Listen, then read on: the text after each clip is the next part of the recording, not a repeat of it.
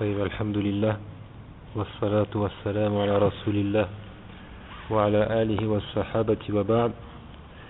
Assalamu alaikum wa rahmatullahi wa barakatuh. Donc l'assise consacrée à al-masadir, masadir al-talaqi wal-istidlal, les sources et les méthodes d'argumentation. Et nous sommes toujours donc dans la cinquième et dernière source, à savoir al-aql, la raison. La raison.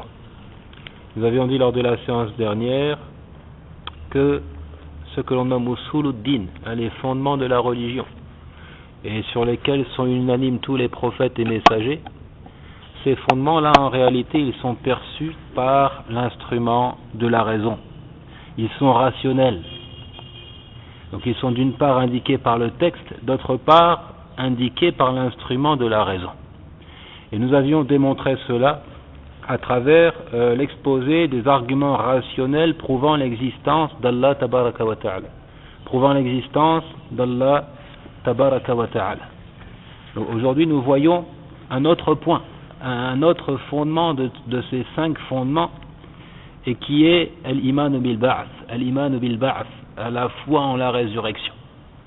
La foi en la résurrection. La raison indique clairement l'avènement de la résurrection. Inna al-aqla yadullu ala al-ba'th wa dhalika min wujuh. Nous allons voir donc quels sont les arguments rationnels avancés par Allah tabaraka wa ta'ala dans son livre, prouvant l'avènement de la résurrection.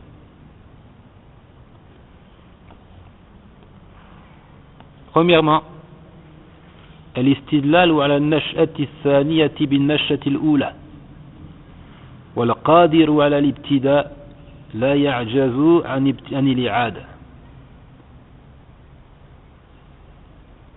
Premièrement, confirmer la possibilité de la résurrection au moyen de la première création.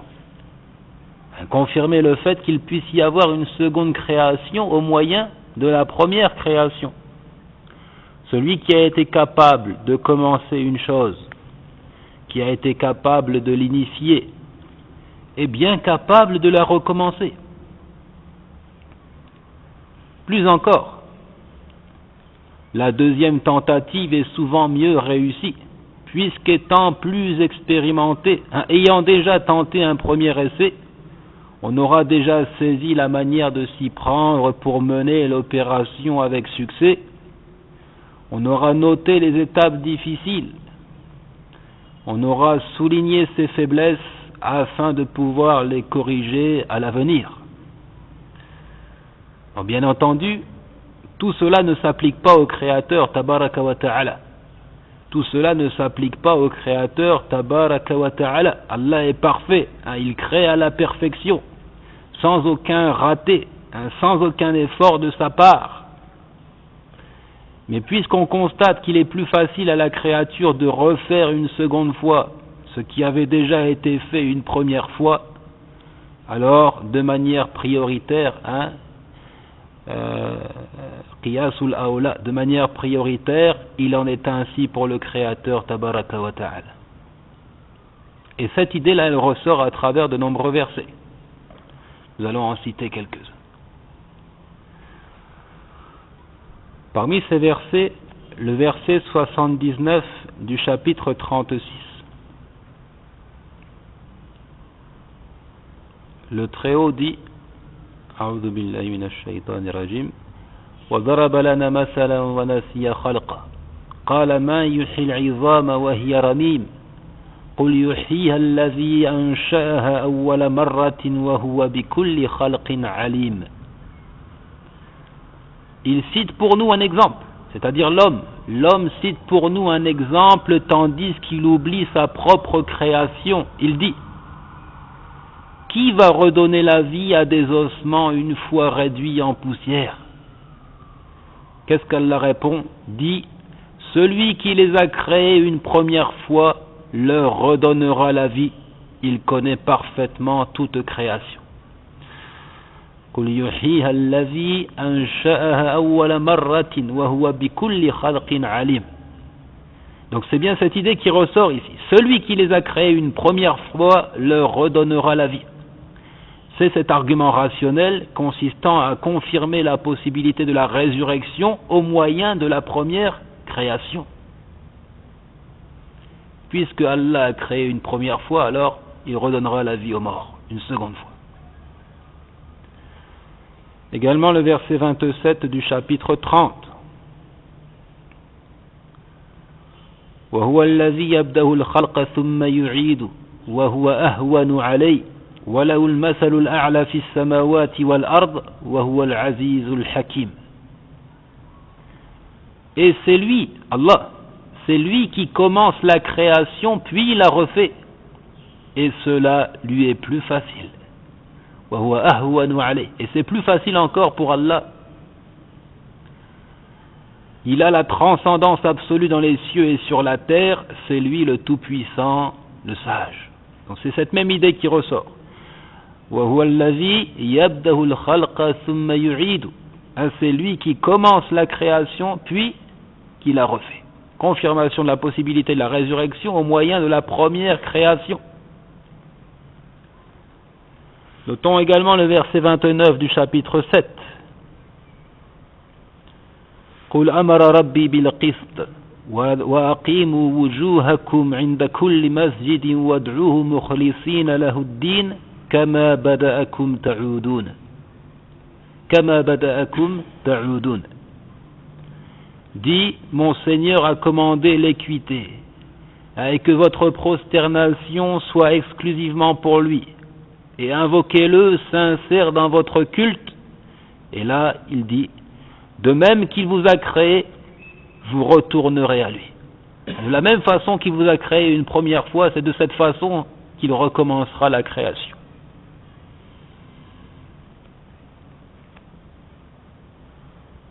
Enfin, le verset 15 du chapitre 50, il dit أَفَعِينَ بِالْخَلْقِ الْأَوَّلِ بَلْ هُمْ فِي لَبْسٍ مِّنْ خَلْقٍ جَدِيدٍ. Quoi? Avons-nous été fatigués par la première création, mais ils sont dans la confusion au sujet d'une création nouvelle.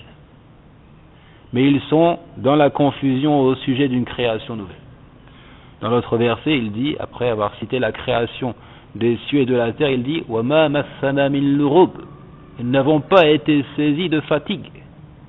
Allah a créé les cieux et la terre sans se fatiguer. Et ici il pose la question, c'est une interrogation mais qui a le sens de la négation. Afa'ina bil khalqil awwal.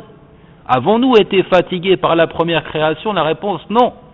Et il ajoute balhum fi labsi min khalqin jadid, mais ils sont dans la confusion au sujet d'une création nouvelle. Or, cette première création était une preuve suffisante de la possibilité d'une autre création. Ça, c'est le premier argument rationnel souligné par le Coran. Deuxièmement, al-istidlal bi khalq al-akbari ala ijad al-asghar. Deuxièmement, justifier la résurrection par le constat que la création des hommes est moins difficile, moins grandiose que celle de créatures bien plus imposantes et peut-être même plus complexes. En d'autres termes, justifier la création de ce qui est plus grandiose par l'existence de ce qui est plus médiocre et de moindre mesure.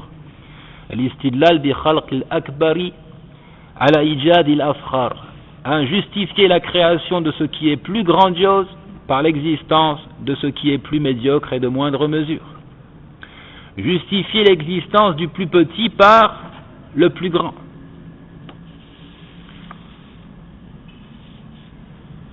Le Très-Haut dit dans ce sens, verset 57 du chapitre 40, La khalqu as-samawati wal ardi akbaru min khalqin nas, walakinna akthara an-nas la ya'lamun. La création des cieux et de la terre est quelque chose de plus grand que la création des gens, mais la plupart des gens ne savent pas. C'est clair, la création des cieux et de la terre, akbaru min khalqin nas, c'est plus grandiose que la création des hommes simplement. Donc si Allah Azza wa Jal a été capable de créer les cieux et la terre, il est bien capable de redonner vie aux morts, puisque la création des cieux et de la terre est plus complexe, plus grandiose que la création des hommes simplement. Verset 33 du chapitre 46.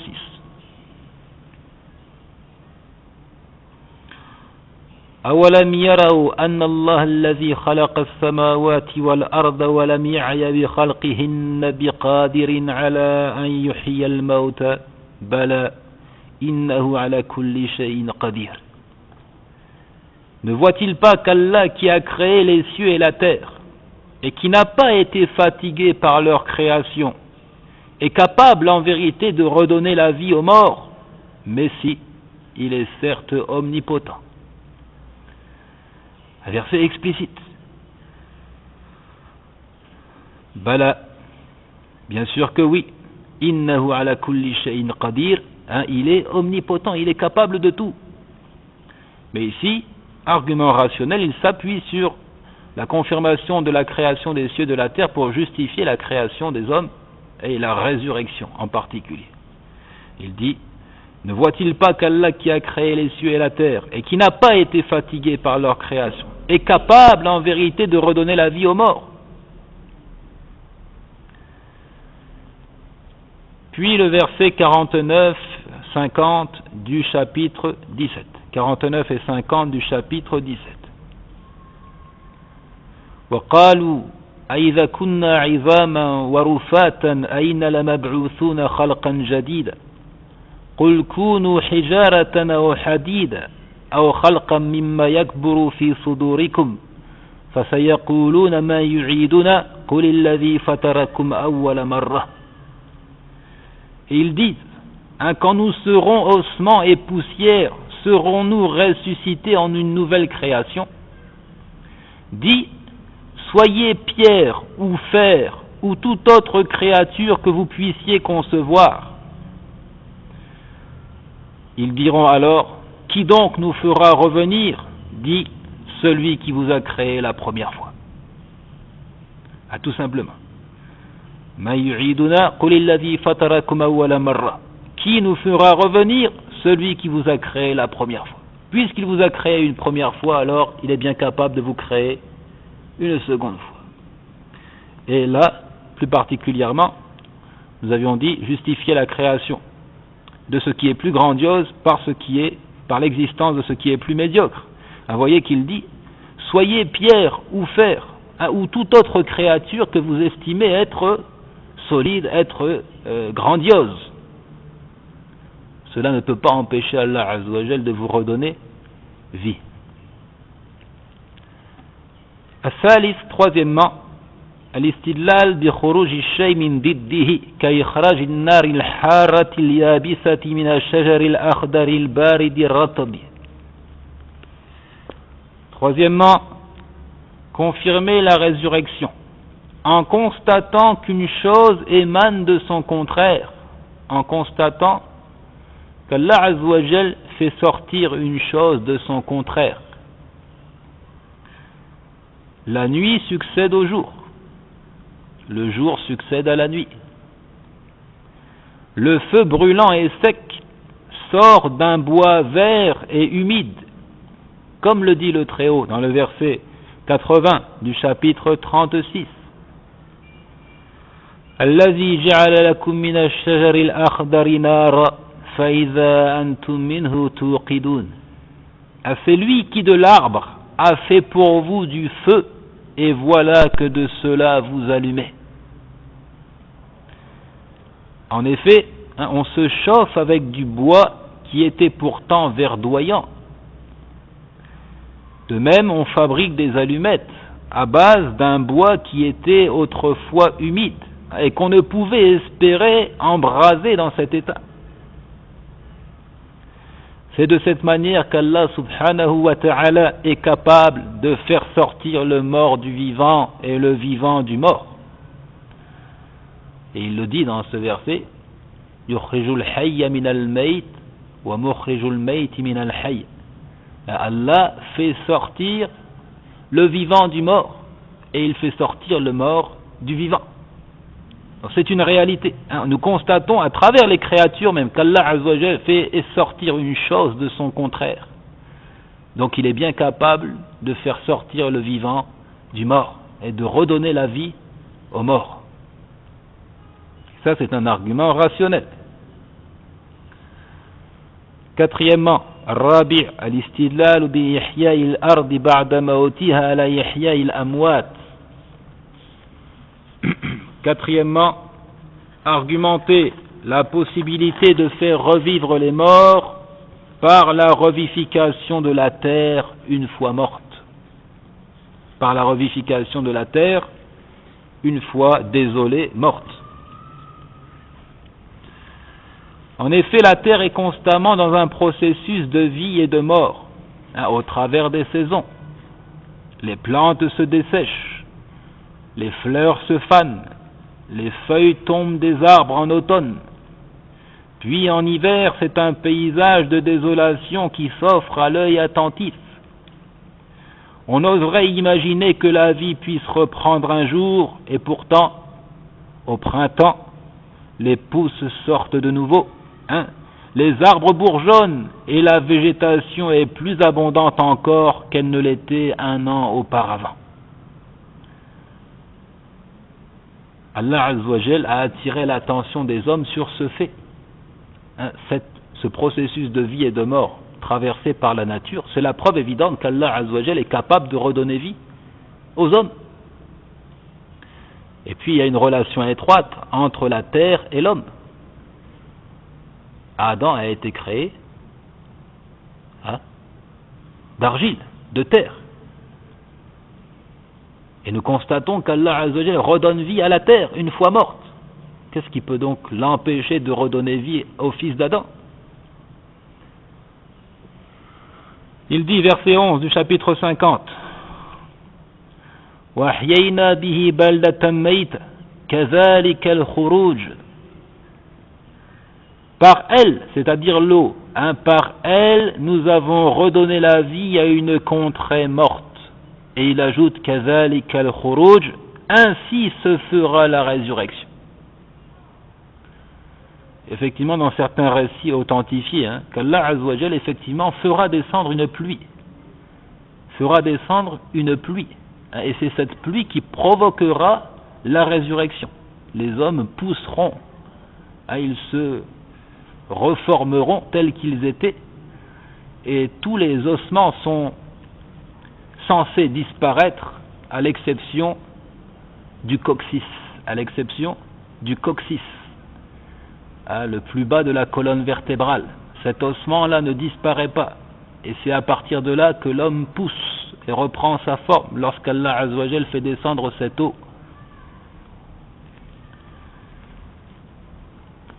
Il dit dans le verset 39 du chapitre 41, وَمِنْ آيَاتِهِ أَنَّكَ تَرَى الْأَرْضَ خَاشِعَةً فَإِذَا أَنزَلْنَا عَلَيْهَا الْمَاءَ اهْتَزَّتْ وَرَبَتْ إِنَّ الَّذِي أَحْيَاهَا لَمُحْيِي الْمَوْتَى إِنَّهُ عَلَى كُلِّ شَيْءٍ قَدِيرٌ. Et parmi ces merveilles, que tu vois la terre humiliée toute nue, puis aussitôt que nous faisons descendre l'eau sur elle, alors elle se soulève et augmente de volume. Celui qui lui redonne la vie est certes celui qui fera revivre les morts. La comparaison. Celui qui lui redonne la vie est certes celui qui fera revivre les morts, car il est omnipotent. الخامس الاستدلال على البعث بحصول اليقظة شبيهة بالحياة بعد الموت. Cinquièmement, s'appuyer sur le réveil du dormeur pour prouver la possibilité d'une vie après la mort. S'appuyer sur le réveil du dormeur pour prouver la possibilité d'une vie après la mort. En effet, le sommeil est une petite mort. Le sommeil est appelé Akhul Maut, le frère de la mort. Et le corps dans cet état de somnolence est alors inerte, coupé du monde alentour. Le dormeur, il ne sait pas ce qui se passe autour de lui, incapable de dire ce qui s'est passé autour de lui. Son corps est là, mais son esprit n'est pas là. Il se peut même qu'on le secoue, on le touche, et il ne s'en rend pas compte. Il est dans ce sens là comparable à un mort. Et le réveil est aussi inexplicable que le miracle de la vie après la mort. Le réveil est aussi inexplicable que le miracle de la vie après la mort. Je pense que tout le monde a fait cette expérience. Alors on met le réveil à sonner à 8 heures. Et le réveil sonne, et le réveil sonne. Et on n'entend pas le réveil. Et pourtant, on finit par se réveiller. Ça veut dire que ce n'est pas la sonnerie du réveil qui nous a réveillés. C'est autre chose. C'est simplement l'ordre d'Allah. C'est Allah qui ramène l'âme au corps. Et il le dit clairement dans les versets. Verset 60 du chapitre 6. وَهُوَ الَّذِي يَتَوَفَّاكُمْ بِاللَّيْلِ وَيَعْلَمُ مَا جَرَحْتُمْ بِالنَّهَارِ ثُمَّ يَبْعَثُكُمْ فِيهِ لِيُقْضَى أَجَلٌ مُّسَمًّى ثُمَّ إِلَيْهِ مَرْجِعُكُمْ ثُمَّ يُنَبِّئُكُمْ بِمَا كُنتُمْ تَعْمَلُونَ. Et la nuit, c'est lui qui prend vos âmes. Et il sait ce que vous avez acquis pendant le jour. Notez bien, il dit ثُمَّ يَبْعَثُكُمْ فِيهِ. Il dit puis il vous ressuscite le jour afin que s'accomplisse le terme fixé. Ensuite c'est vers lui que sera votre retour et il vous informera de ce que vous faisiez. Vous voyez ici comme il compare la résurrection au réveil. Parce qu'il dit, il vous ressuscite le jour. Il fait emploi du terme ba'atha, yab'athu, signifie ressusciter. Et il ajoute par la suite, ensuite c'est vers lui que sera votre retour. Donc la grande résurrection. Le verset 42 du chapitre 39. Allahu yatawaffa al-anfusa hina mawtiha والتي لم تمت في منامها فيمسك التي قضى عليها الموت ويرسل الأخرى إلى أجل مسمى إن في ذلك لآيات لقوم يتفكرون. Il dit, Allah reçoit les âmes au moment de leur mort ainsi que celles qui ne meurent pas au cours de leur sommeil. Vous voyez la relation qui existe entre la mort et le sommeil. Et il ajoute, il retient celle à qui il a décrété la mort, tandis qu'il renvoie les autres jusqu'à un terme fixé. Donc la différence est minime entre le mort et le dormeur. S'il a décrété la mort, simplement il retient l'âme. S'il n'a pas décrété la mort, alors il renvoie l'âme jusqu'à un terme fixé. Il y a certainement là des preuves pour des gens qui réfléchissent.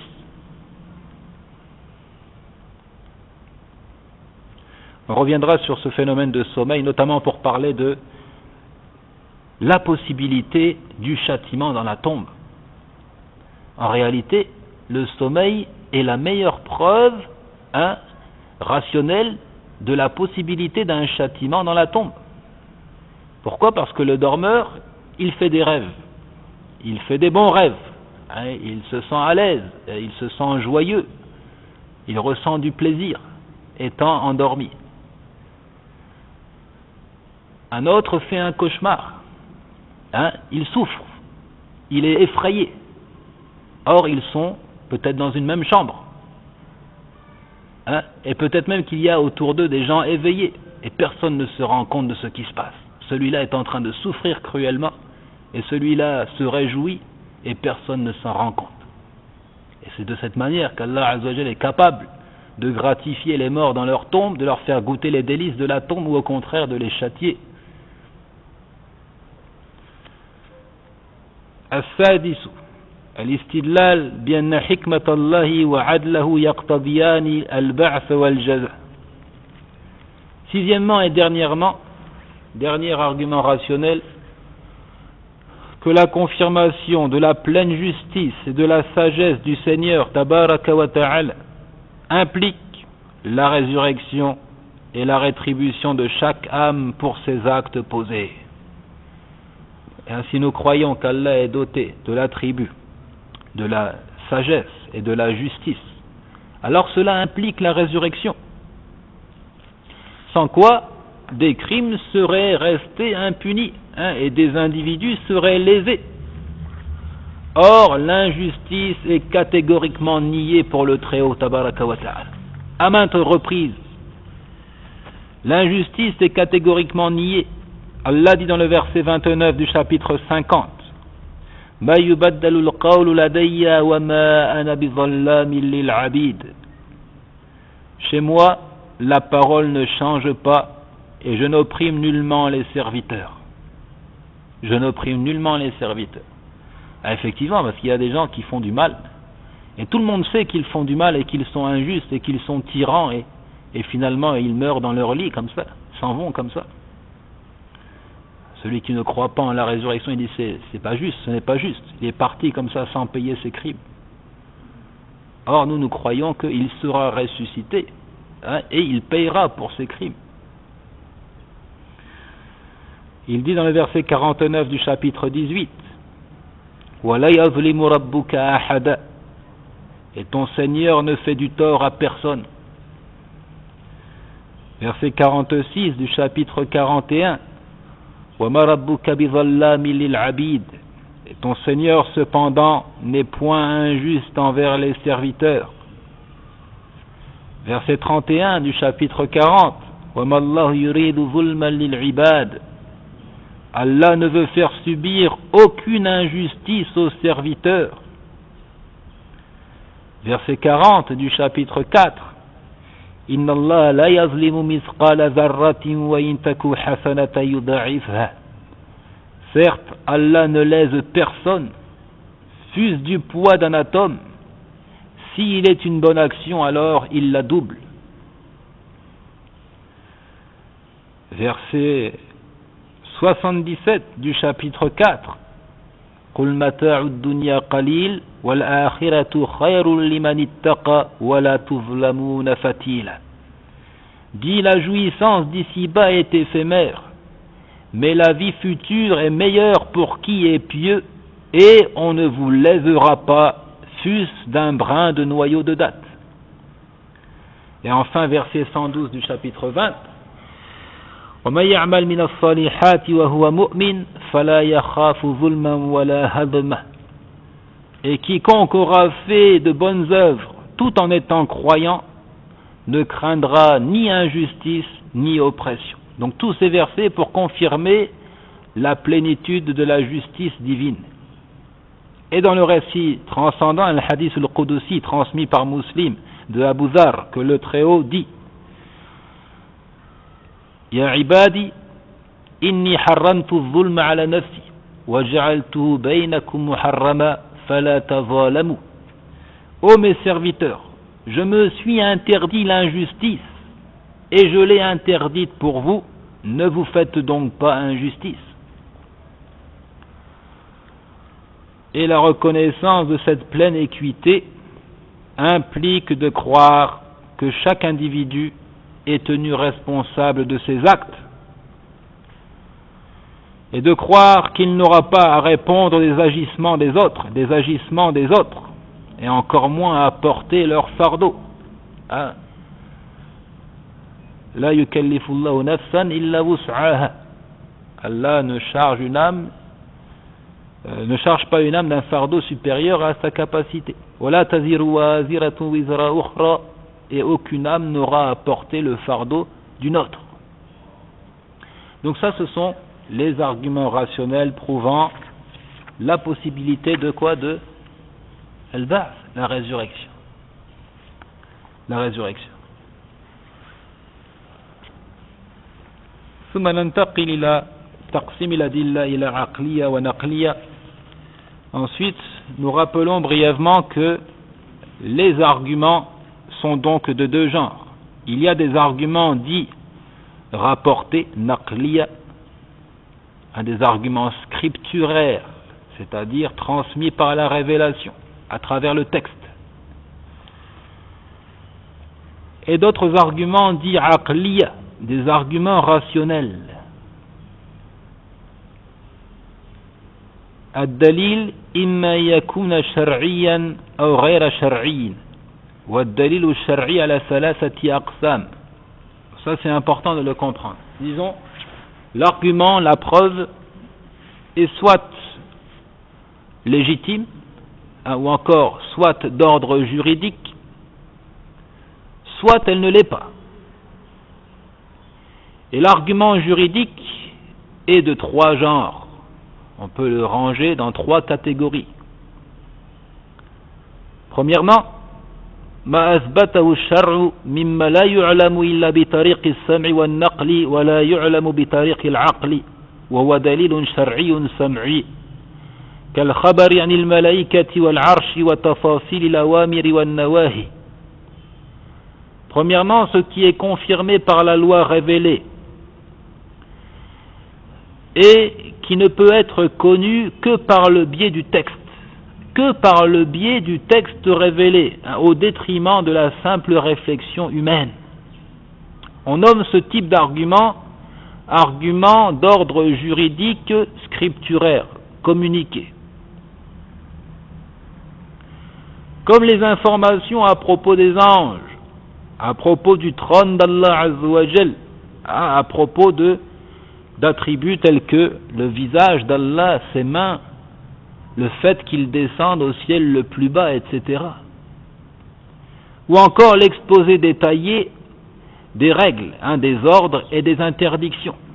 Tout cela, l'individu ne peut pas espérer en prendre connaissance au moyen de la réflexion.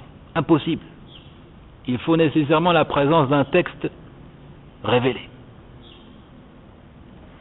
ثانيا ما دل عليه الشرع ونبه عليه وأرشد فيه إلى الأدلة العقلية والأمثلة المضروبة وهو دليل شرعي عقلي كإثبات التوحيد ونفي الشرك وإثبات النبوة والبعث.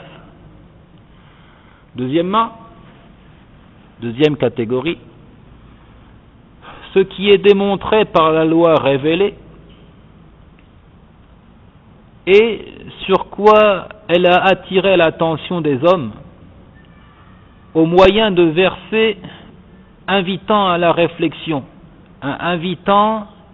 à la logique, tels que ces paraboles et ces exemples donnés par le Très-Haut. Et là, on parlera d'arguments d'ordre juridique rationnel. Juridique d'une part, rationnel d'autre part. Comme la confirmation de l'unicité d'Allah tabaraka wa ta'ala, ou encore la négation de la validité du culte polythéiste, comme la confirmation de la nécessité de la prophétie ou de la résurrection, etc., etc. Donc, usuluddin, les fondements de la religion, comme nous l'avons dit, ces fondements sont à la fois shar'iyya, ils sont scripturaires, transmis par le texte révélé, mais ils sont également aqliya, ils sont rationnels, intelligibles, dans le même temps. Et enfin, ثالثا ما أباحه الشرع وأذن فيه وهو ما أخبر به الصادق صلى الله عليه وسلم وما دل عليه القرآن ونبه عليه وما دلت عليه الموجودات وعرف بالتجربة مثل الأمور الدنيوية الطبية والحساب والفلاحة والتجارة. Troisièmement, ce que la loi a autorisé, ce que le texte révélé a permis aux hommes, a autorisé, c'est-à-dire les informations données par le véridique alayhi salatu wassalam, et également ce qui est indiqué par le Coran et ce qui est indiqué par les choses existantes et dont on a pris connaissance au moyen de l'expérimentation, telles que les affaires mondaines, de médecine, de mathématiques, d'agriculture, de commerce et autres. Ça peut former une troisième catégorie d'arguments. Ici, on a des indications sommaires. La loi autorise, par exemple, permet à l'homme de tirer profit de tout ce qui l'entoure, de toute créature. Et ensuite, par le biais de l'expérimentation, l'homme découvre que telle chose est profitable, que telle plante peut faire un médicament efficace, etc., etc. Ça va pour cette classification? Ad-dalil al-shar'i yattasifu bil-ati. La preuve d'ordre juridique a les qualités suivantes. La yakunu illa haqqa. Premièrement, c'est toujours une vérité. Annahu yuqaddamu ala ghayrihi la yajuz an yu'aridahu dalilun ghayru shar'i. Deuxièmement, qu'il a la priorité sur tout autre argument.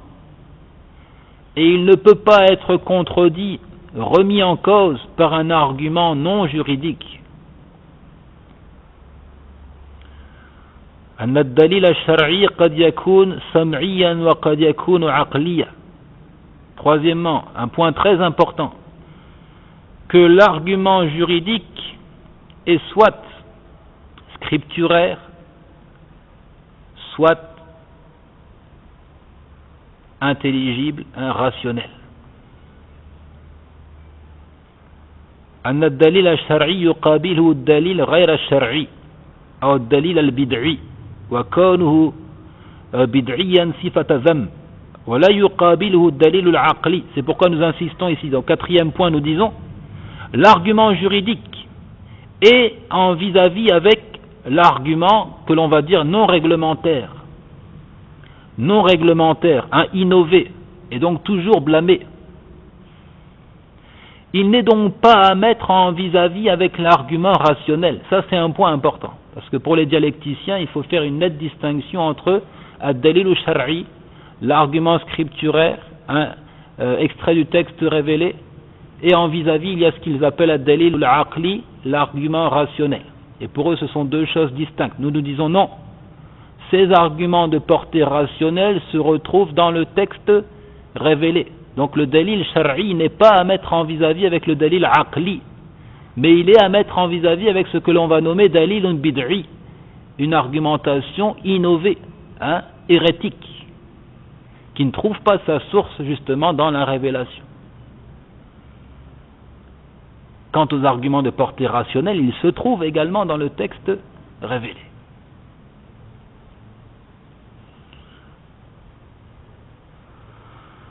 As-sam'u al-kitab wa sunna aslu jami'il adil. Cinquièmement, la révélation est la source de toutes les argumentations.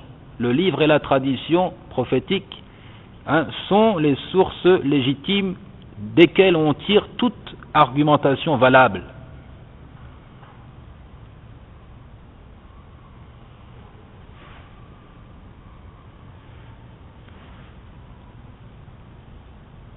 Ensuite il dit bayan muwafaqatil ma'qul lil manqul wa dhalika min wujuh.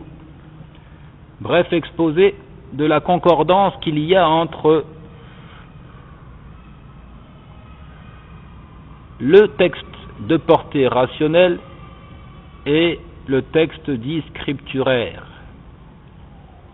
Ils sont en parfait accord. Il n'y a pas d'opposition et d'incompatibilité entre les deux. Il dit as-sam'u as-sahih wal-'aqlu as-sarih akhawani قرن الله تعالى بينهما وقام بهما الحجة على عباده فلا ينفك أحدهما عن صاحبه أصلا فالكتاب المنزل والعقل المدرك حجة الله على خلقه ولهذا لا يوجد في كلام أحد من السلف أنه عارض القرآن بعقل ورأي وقياس فضلا عن أن يقول يجب تقديم العقل عليه وكان السلف متفقون على أن العقل الصريح لا يناقض النقل الصحيح وأن العقل الصريح موافق للنقل الصحيح وأن العقل المعارض للنقل الصحيح باطل. Le texte révélé, le texte dont l'authenticité est prouvée, et le raisonnement saint sont deux frères qu'Allah a mis en relation. Et c'est par ces deux-là qu'Allah a argumenté et a établi les preuves contre sa création. Il a dressé des preuves qui rendent nuls les prétextes, les excuses avancées par les infidèles. Les deux sont donc indissociables. On ne peut pas faire scission entre le texte et la raison. C'est pourquoi on n'a jamais trouvé dans les propos tenus par les anciens de la communauté une quelconque opposition au texte révélé par un avis personnel, par l'emploi d'un rapport analogique, etc., etc. Et jamais, au grand jamais, que la priorité doit être donnée à la raison sur la révélation. Jamais. Les anciens étaient unanimes sur les points suivants. Premièrement, al-aql as-sarih la yunaqidu an-naql as-sahih. Le raisonnement sain ne contredit pas les données du texte authentique. Il n'y a pas contradiction entre un raisonnement sain et un texte dont l'authenticité est vérifiée. Deuxièmement, al-aql as-sarih muwafiq lin-naql as-sahih. Plus encore, le raisonnement sain est en conformité avec les indications du texte révélé. Et enfin, al-aql al-mu'arid lin-naql as-sahih batilun. Le raisonnement qui fait opposition au texte authentique, alors c'est un raisonnement erroné, une réflexion à rejeter.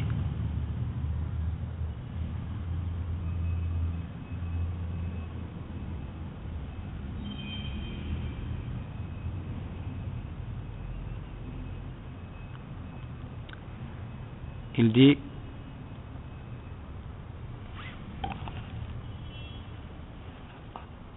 deuxièmement أن ما جاء به السمع لا يخلو من أمرين إما يدركه العقل فلا بد من والحالة كذلك أن يحكم بجوازه وصحته وإما لا يدركه العقل فيعجز عن الحكم عليه بنفي وبإثبات فيبقى العقل حائرا والواجب عليه والحالة كذلك التسليم لما جاء به السمع. Deuxièmement, concernant le texte révélé, il y a deux éventualités. Soit son contenu est cerné par l'intelligence humaine, et l'intelligence n'a d'autre alternative que de juger de sa véracité et de son bien fondé, et de l'accepter. Soit la raison est dépassée par ces informations, elle reste désemparée, et elle n'a d'autre alternative que de se soumettre et de considérer vraies ces informations révélées. C'est ça l'attitude juste. Et enfin, concernant al-aql, le raisonnement, là encore deux éventualités. Imma yuzbitahu as-sam' wa yadulla alayhi wa imma ya'zana fihi wa yaskuta anhu wa bidhalika yu'lam anna as-sam' wal 'aql la yata'aradan abada. Soit cette réflexion est confirmée par le texte ou indiquée par le texte. Soit la révélation l'a autorisée et l'a passée sous silence. Elle s'est tue à son sujet. Et on comprend donc par là que le texte révélé et la raison ne sont jamais en contradiction. Jamais en contradiction.